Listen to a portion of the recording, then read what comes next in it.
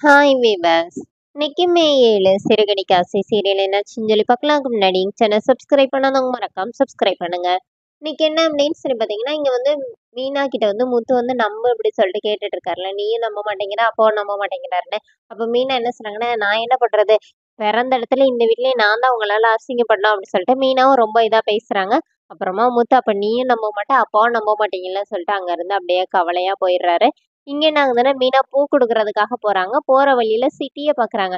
City என்ன சொல்றான்னா, இந்த மாரி "என்னக்கா உனக்கு வந்து ஆறுதல் சொல்லலாமே தான் வந்தேன். என்ன பண்றது? கட்டிட்ட என்ன பண்ண முடியும்?" அப்படின்னோனே, இப்ப மீனா மொறைக்கிறாங்க. "வேணாம் சிட்டி நீ போயிரு" அப்படின்னோனே, "என்ன என் மேல எதுக்குக்கா கோவப்படுற? மாமா செஞ்சதுக்கு நான் என்னக்கா பண்ணுவேன்?" அப்படிங்கிற மாரி ரொம்ப நல்லது மாரி பேசிட்டு சிட்டி அங்கருந்து போயிடுறாரு. இப்ப அங்க 2 பேர் பூ கட்டிட்டு இருக்காங்க. அப்ப அந்த அக்காங்க வந்து மீனா கிட்ட சொல்றாங்க, "உன் புருஷன் இவ்ளோ குடிப்பாருன்னு எங்களுக்கு தெரியாது.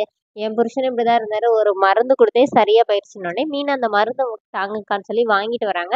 இங்க என்ன ஆகுதுன்னா, முத்து அவங்க ஃப்ரெண்ட்ஸ் கிட்டலாம் போய் சொல்லும்போது, அவங்க ஃப்ரெண்ட்ஸ் எல்லாம் நம்புறாங்க.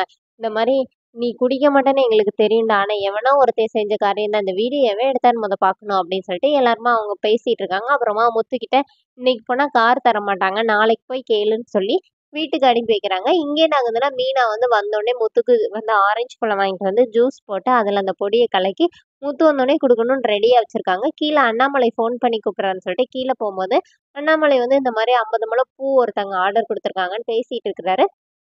அப்புறமா அவன் வந்தானான்னு கேட்டோனே, மீனா இல்லன்னோனே, அவனுக்கு நம்ம பேசாம இருந்தானாச்சும் அவன் திருந்துறானா பாப்போம் அப்படின்னோனே, கரெக்ட்டா அப்ப பார்த்து முத்து வந்துடுறாரு. இப்ப முத்து வந்து மீனா கிட்ட, "அப்பா என்ன பத்தி என்னமோ சொன்னார்ல, என்ன சொன்னாரு? என்ன சொன்னாருன்னு?" கேட்டோனே, இப்ப மீனா என்ன சொல்றாங்க, "இல்ல மாமா உங்களுக்காக ஆரஞ்சு பழம் வாங்கிட்டு வந்தாரு.